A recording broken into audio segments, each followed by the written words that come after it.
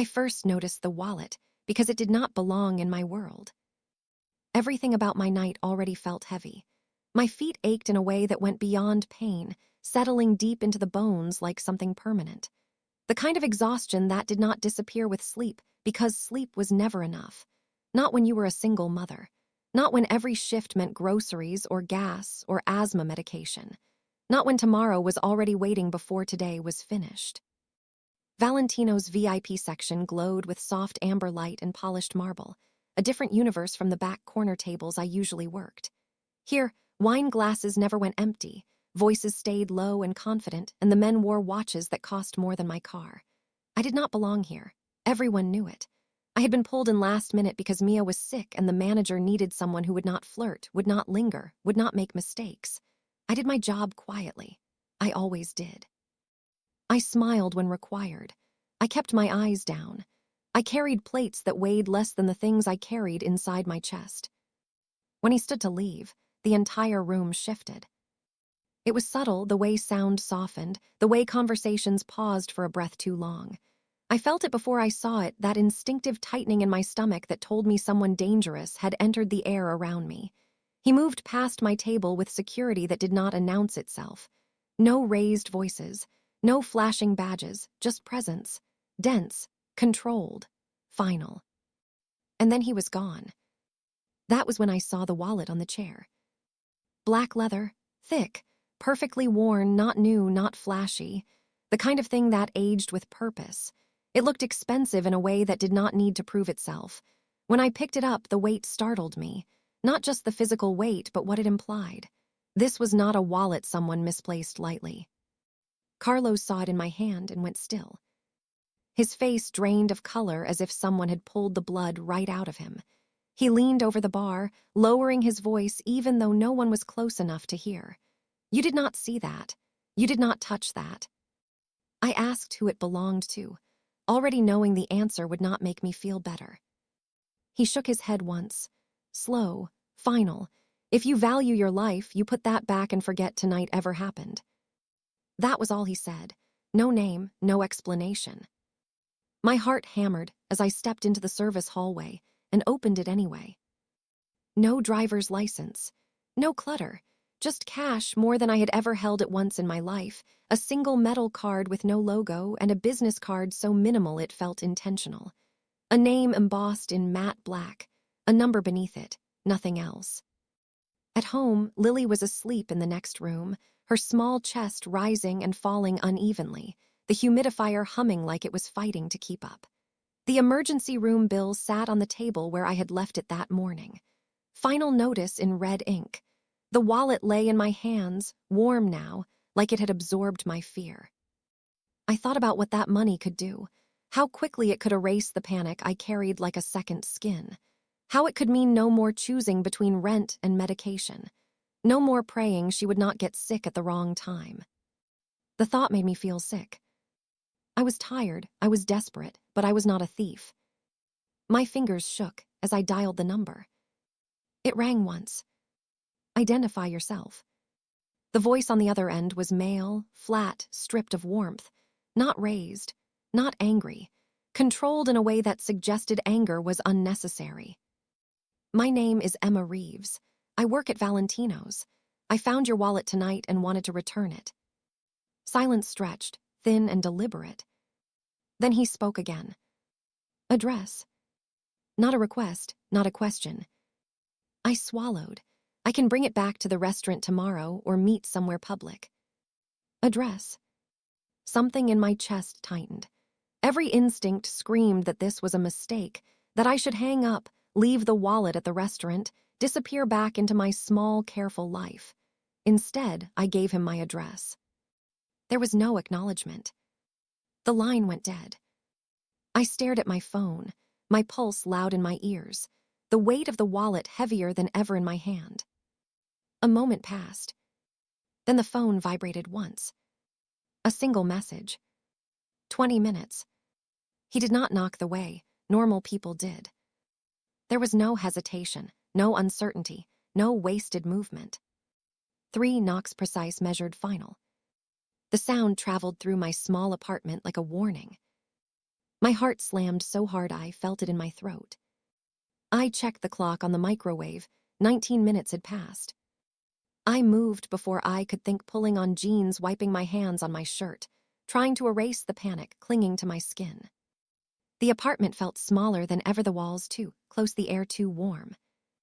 Lily stirred in the bedroom, coughing softly in her sleep, and the sound sliced straight through me. I opened the door. He filled the doorway, not just physically, but completely, as if the space bent around him. Tall, broad-com, dressed in dark clothing that looked simple until you noticed how perfectly it fit. His eyes were dark and steady, and when they met mine, it felt like being examined, not looked at. "Emma Reeves," he said. My name sounded different coming from him, heavier, more permanent.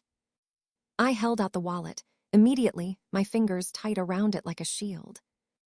"You dropped this at the restaurant." He did not take it. Instead, his gaze moved, past me into my home, slow, deliberate.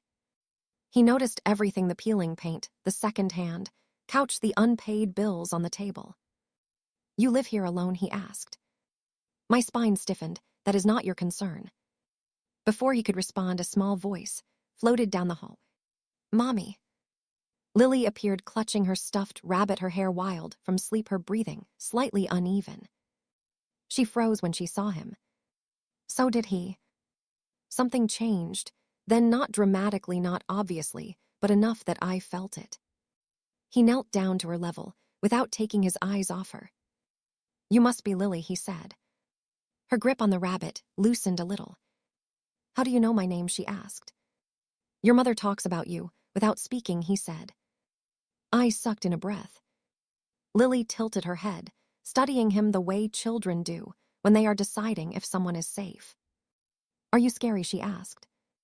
A ghost of a smile touched his mouth. "Only to people who lie." She nodded like that made sense.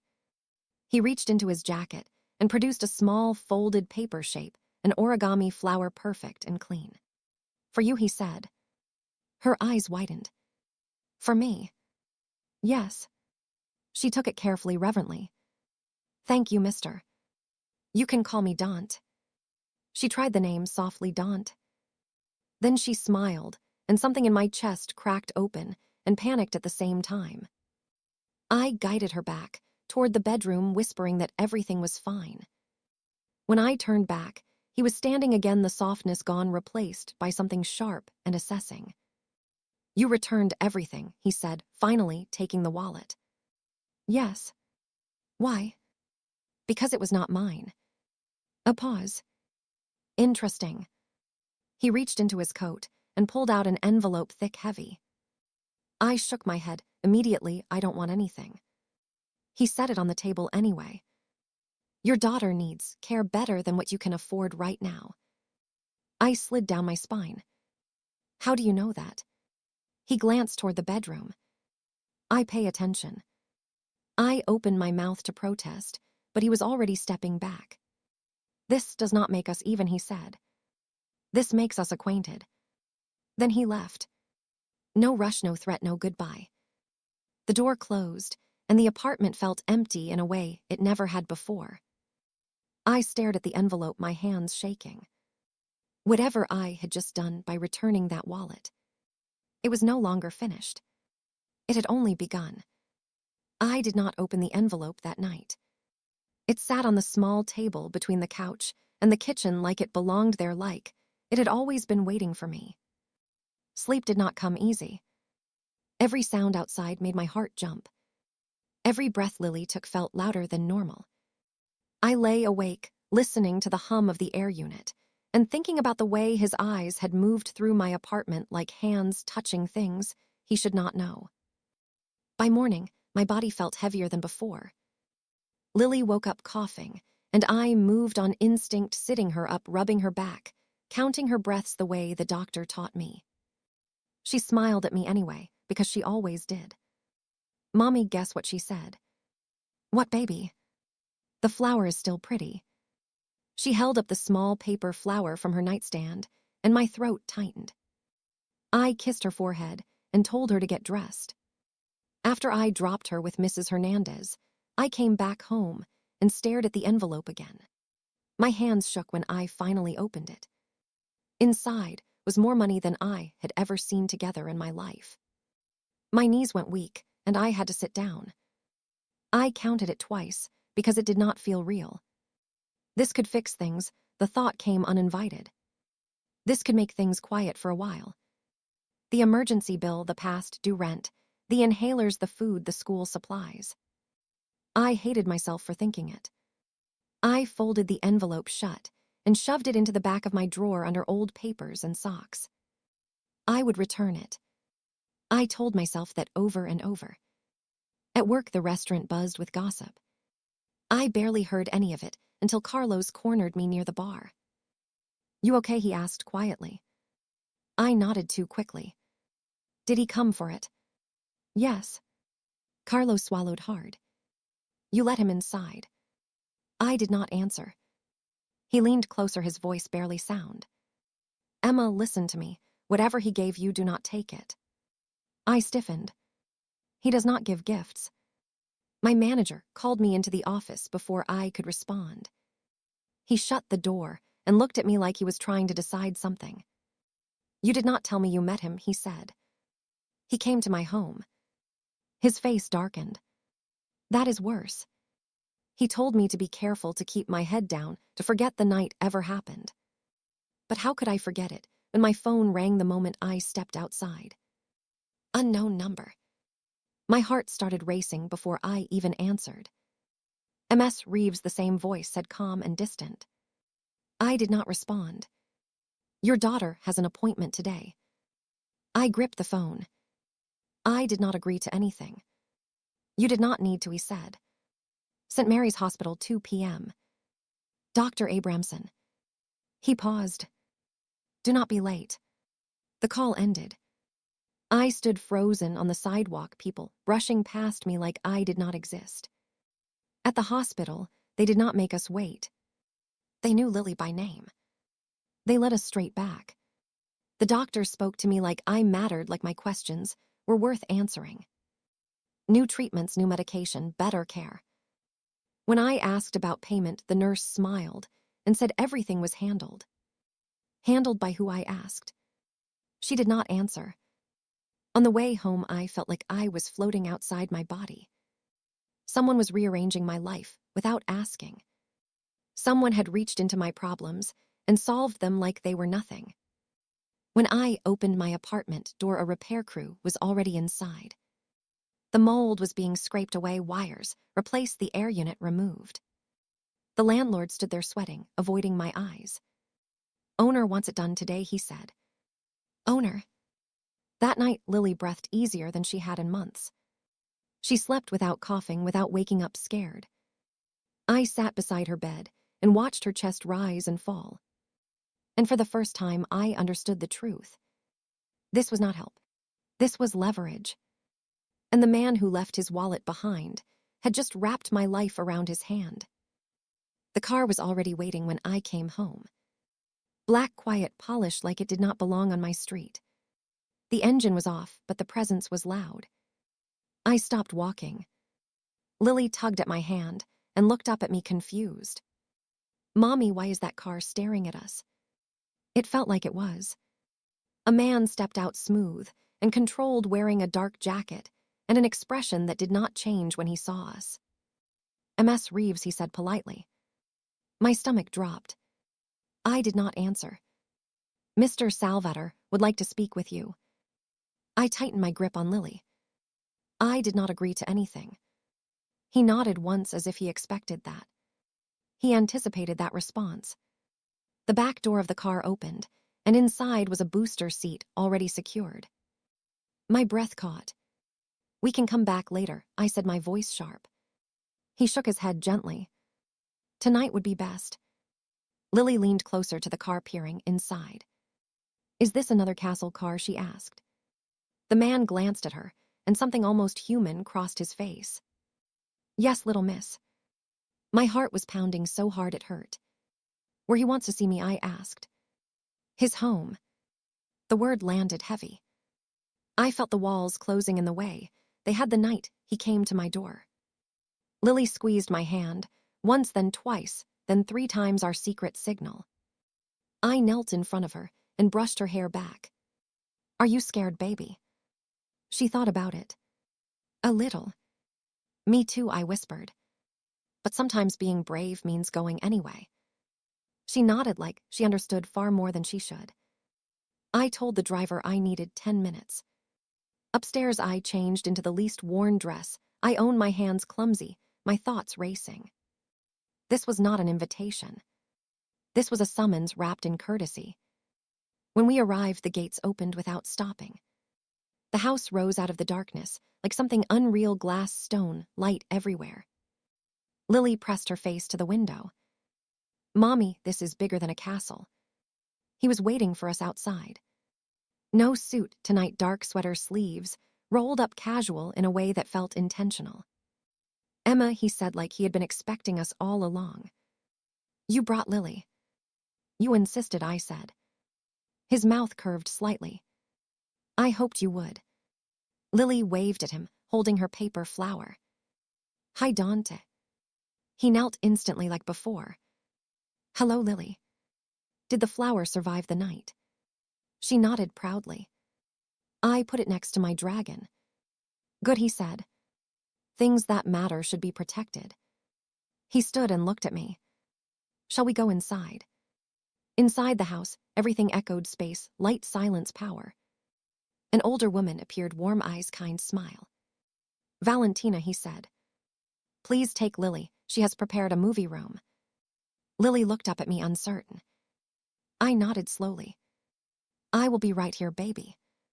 She followed Valentina without fear, and that scared me more than anything. Dante led me to a terrace overlooking the city. A table set for 2 candles, already lit.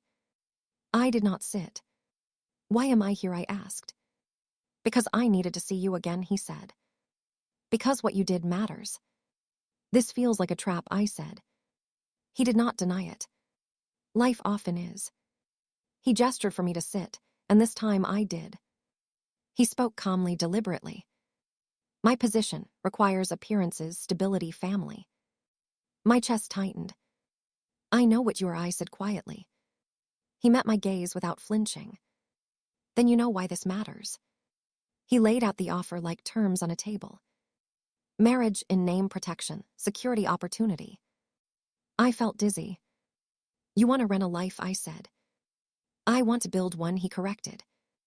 "With you." I stood abruptly. "This is insane." He placed a small velvet box on the table. "Then leave," he said. "Or take a week. Either way, Lily will be cared for." The box sat between us, heavy and silent. I backed away, my heart racing.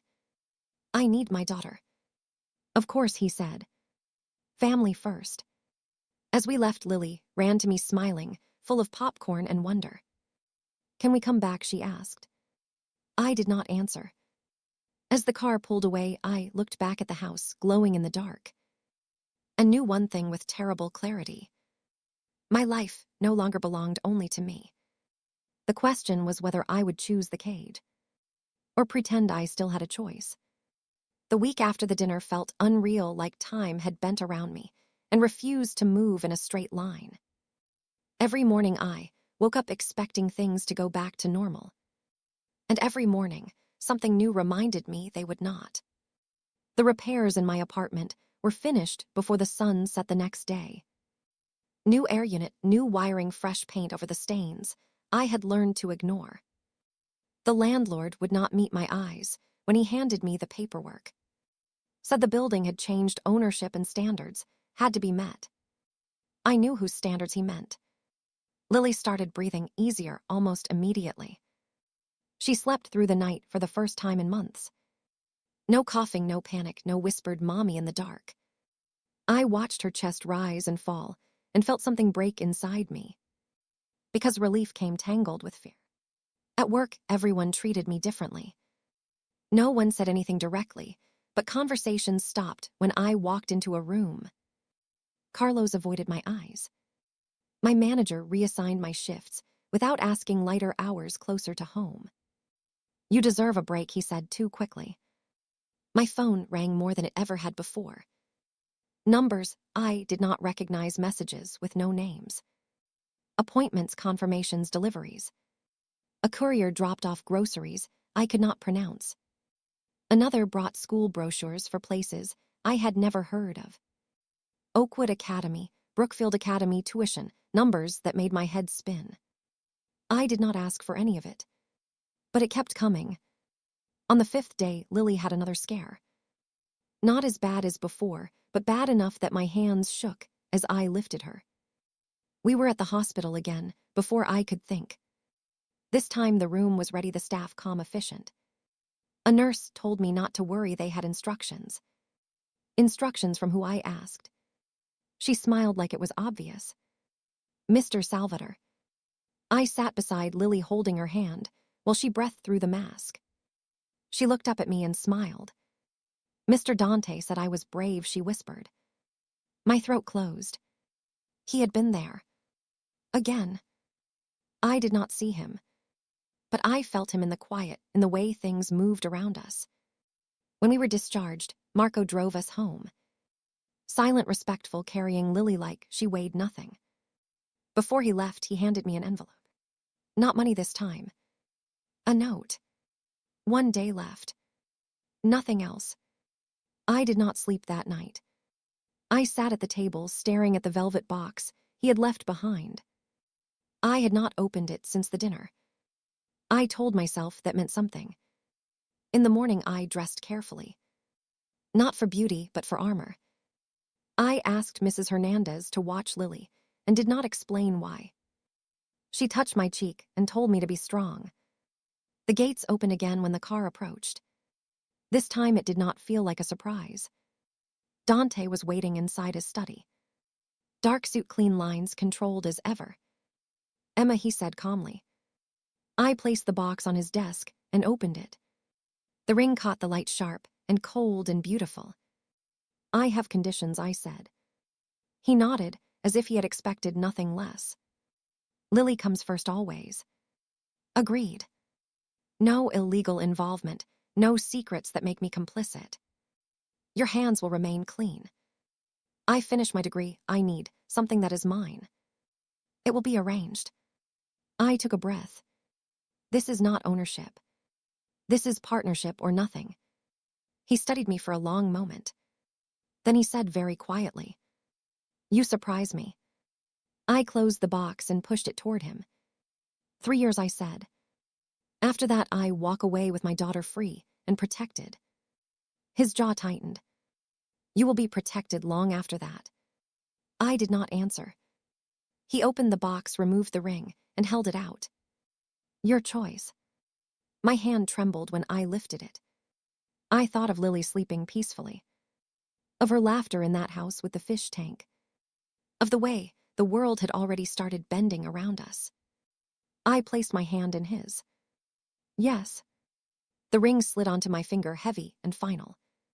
Welcome, Emma Salvator, he said. The name felt strange on my tongue. Like something borrowed. Or something dangerous. As I left the study, the weight of the ring pressed into my skin. And I understood the truth. I had not crossed a line. I had stepped into a new world. And there would be no turning back. The ceremony happened quietly, as if the world itself had agreed not to watch. No church, no crowd, no celebration. Just signatures, a judge, and a room that smelled faintly of wood and ink. Lily held my hand the entire time, swinging it, gently like we were waiting for a bus, instead of changing our lives. Dante stood beside me, steady, unreadable calm. When the judge spoke our names, it felt unreal, like she was talking about someone else. When she said wife, my stomach twisted. When she said husband, I felt the floor shift beneath me. The ring was cool when he slid it onto my finger, heavier than it had felt in his study. This was no longer a possibility. This was real. He kissed me then. Not rushed, not forced. Soft enough that only I felt it. Long enough that I forgot to breathe. Lily clapped once, then hugged my legs, smiling wide. Are we a family now, she asked. Yes, Dante said before I could answer. We are. The mansion did not feel like home when we arrived. It felt like a museum. Too clean, too quiet, too lar. Valentina welcomed Lily with open arms, already knowing her name, her favorite color, her allergies. That alone told me how deeply planned this had been. Lily disappeared into her new room, gasping at the canopy bed, and the fish tank glowing blue along the wall. I stood in the hallway, unsure where to put myself. Your room is on the east wing, Dante said calmly. Mine is opposite. We share the sitting room, but we keep separate spaces. Exactly as agreed. Relief and disappointment tangled in my chest. My room was larger than my entire apartment had been. Clothes hung in the closet, dresses, shoes, coats, all in my size. I had not chosen any of them. That should have bothered me more than it did. Dinner was quiet. Lily talked nonstop about school, sharks, and Disney. Dante listened to every word. Asked questions, remembered details. I watched him with her and felt something unfamiliar twist inside me. After Lily was asleep, I found him in the study. He looked up as I stood in the doorway, unsure again. Are you uncomfortable? He asked. Yes, I answered honestly. Good, he said. It means you are still yourself. That surprised me. I thought you would want me to adjust quickly. I want you aware, not obedient. I moved closer, my voice low. People think you are a monster. He considered that. Monsters do not survive long. Men who control fear do. Security protocols were explained later. Drivers' schedules, routes, rules. Where I could go when I could go, who would always be near. My freedom had boundaries now. In bed that night, alone in silk sheets, I could not sleep. The house creaked like it was breathing around me. I touched the ring and felt its weight again. This was protection. This was control. Both at once. The next morning, Lily woke laughing, excited for school. A uniform waited, already pressed. A car waited, already running. Everything was prepared. Too prepared. As I watched her walk into the academy, gates safe, smiling, breathing easily, I realized something that made my chest ache. This world could give her everything, but it would take something from me. The question was whether I could learn to take something back. Power did not disappear just because it was shared. It shifted. And standing there watching my daughter thrive, I made a silent promise. I would not be small here. I would not disappear into comfort. If I was going to live in this world, I would learn its rules. And then I would rewrite them. The first real crack appeared on a morning that should have been ordinary. I was standing in the kitchen watching sunlight spill across marble counters that still did not feel like mine. The house was quiet, too quiet. Then my phone rang. No name, no number.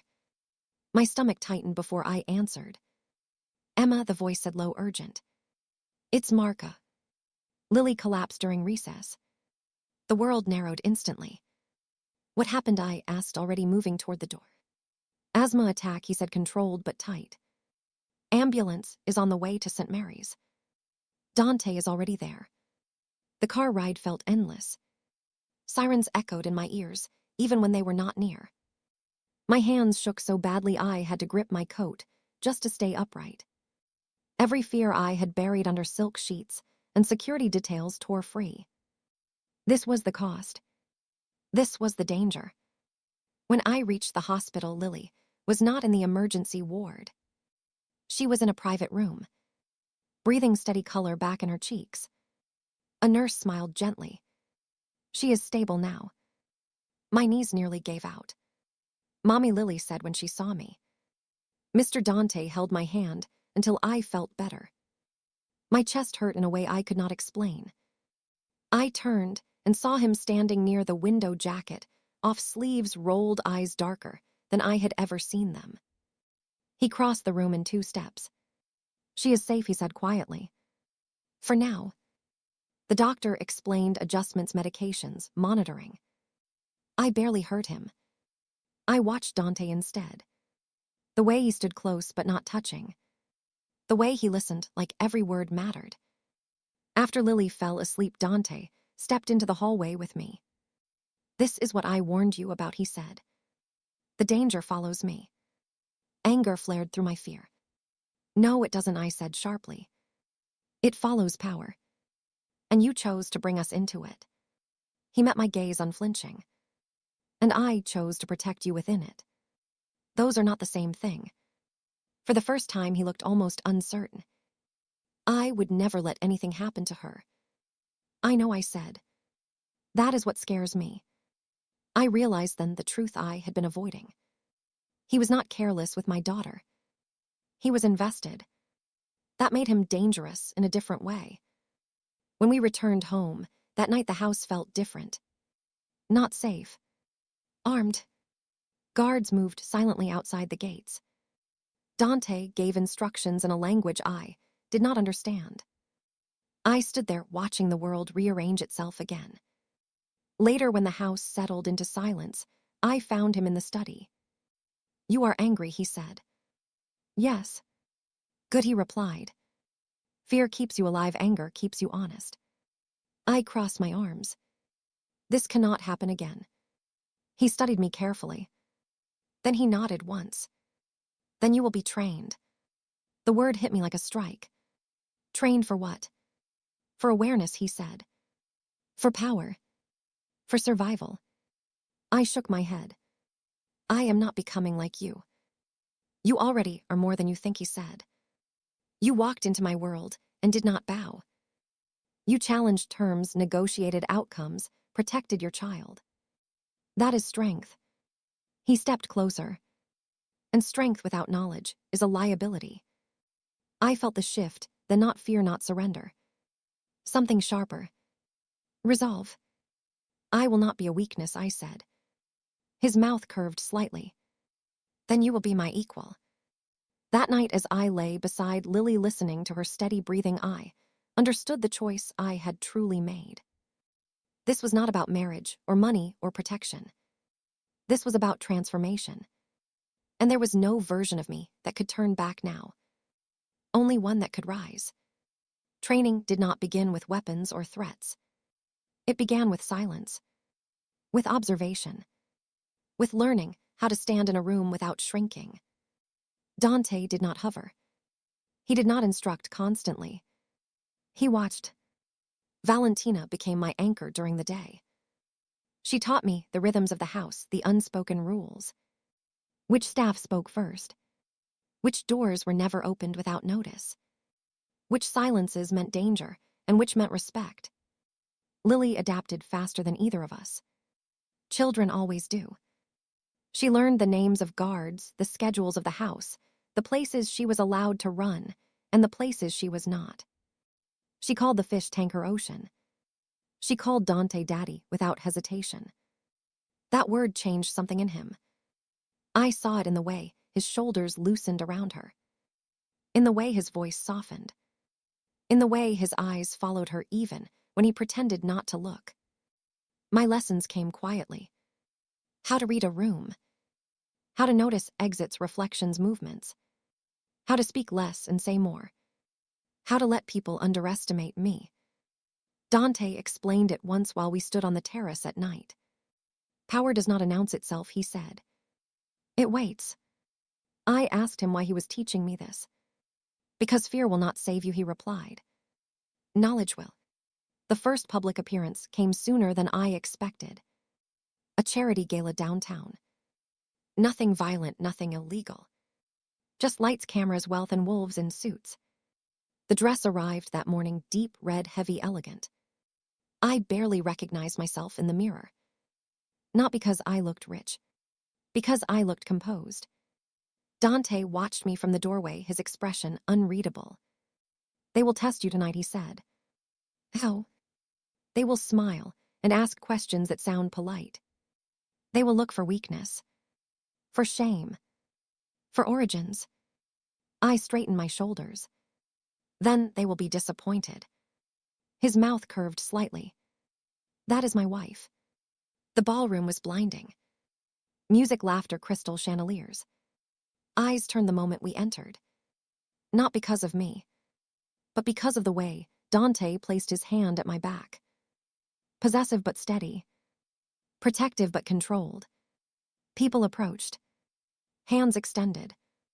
Names offered. I remembered everything Valentina taught me. I smiled when appropriate. Spoke little. Never explained myself.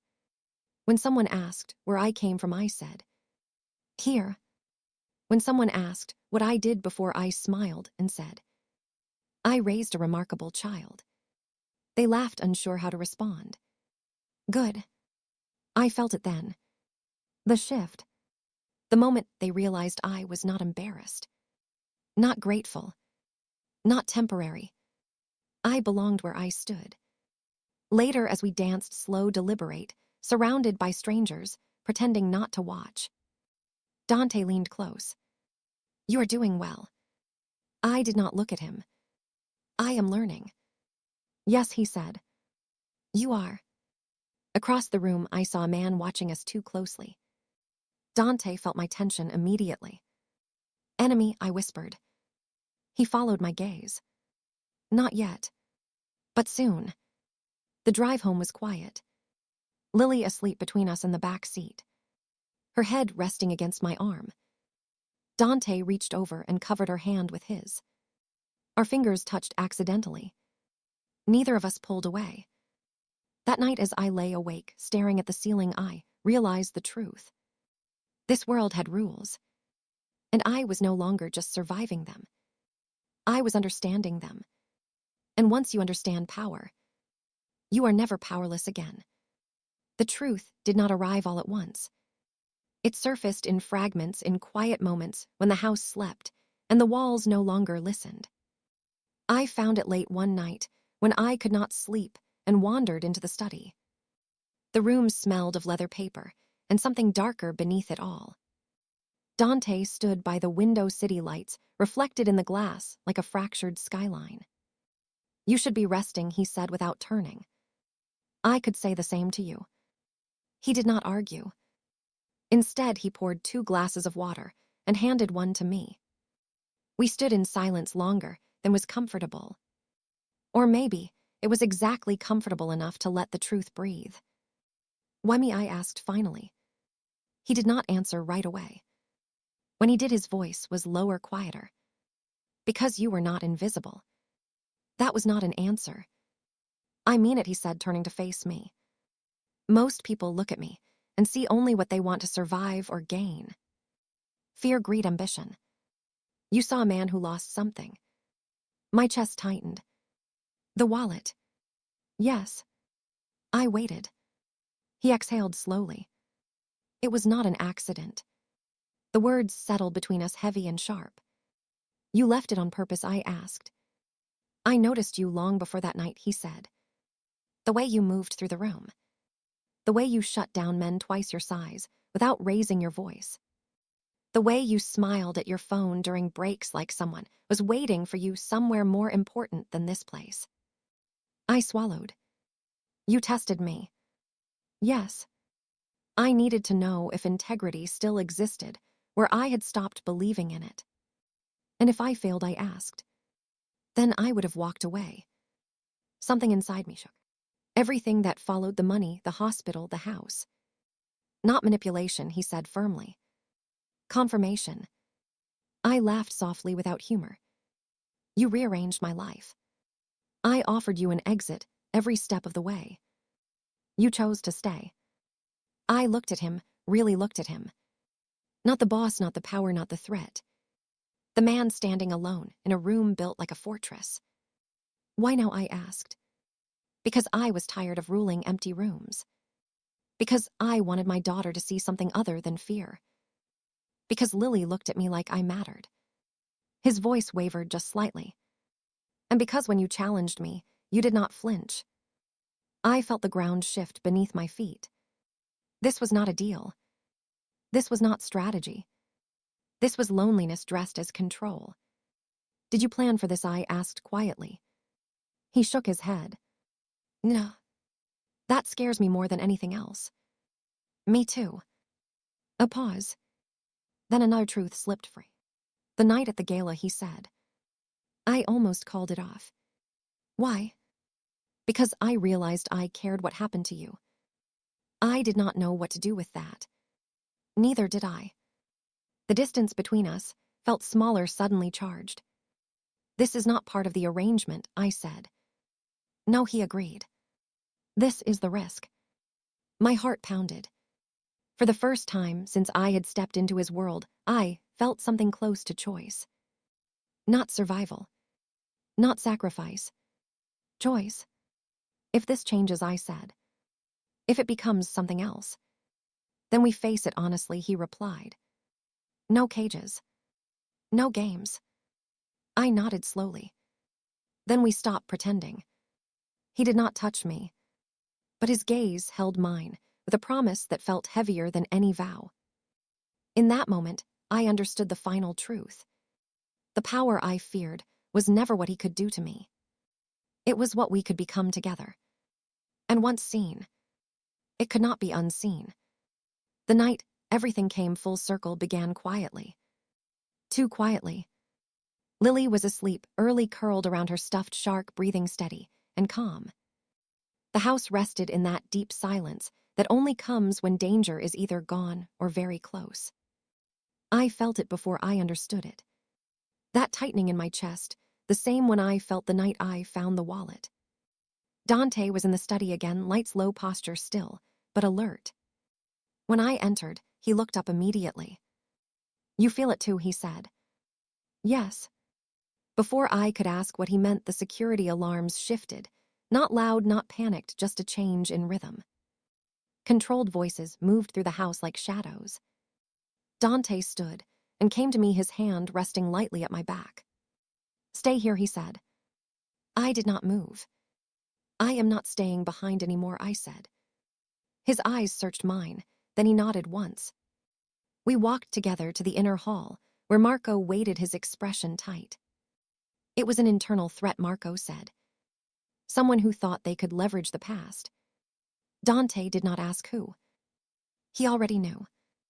The names surfaced later in a quiet conversation when the house was safe again. Antonio, his former ally, his advisor, his mistake. The man who knew where every weakness lived. "He thought Lily made you predictable," Marco said. Dante laughed softly without humor. "She made me honest." The threat was eliminated, without spectacle, without noise. By morning, the house returned to stillness. But something else had changed. Later that day, I stood in the study, staring at the shadow box on the desk. Inside was the wallet. The same one that started everything. I turned to Dante. "You kept it?" "Yes." "Why?"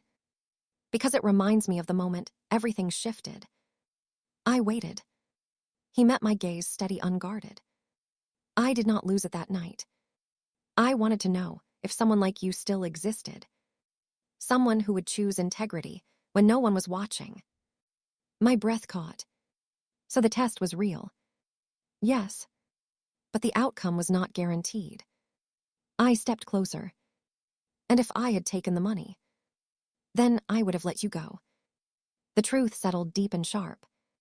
Everything that followed was a choice. Mine and his.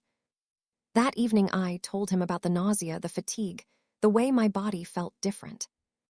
He froze completely. "Are you certain?" he asked quietly. "Yes." For the first time since I had known him, Dante looked unguarded, undone. He knelt in front of me, pressing his forehead to my stomach. "Family," he whispered in a language I did not understand but felt. Weeks later, Lily announced it herself, standing in the kitchen with her hands on her hips. "I am getting a baby." Dante laughed, a real sound, warm and full. "Yes," he said. "You are." Months passed. My degree progressed. The nonprofit proposal I had dreamed of took shape under my direction, not his. The world adjusted to me, now not the other way around. One night, as we stood together, watching the city from the terrace, I realized the truth. This was never a cage. It was a door. One I had been afraid to walk through, until I understood I was not being dragged. I had been invited. Dante wrapped his arm around me, not possessive, not controlling. "Present." "You saved me," he said quietly. "From ruling alone." I leaned into him. You saved us, I replied. From fear. The wallet remained in its case, a reminder of the smallest choice that changed everything. Sometimes destiny does not arrive with violence or force. Sometimes it arrives in your hand. Heavy, silent waiting to see who you really are.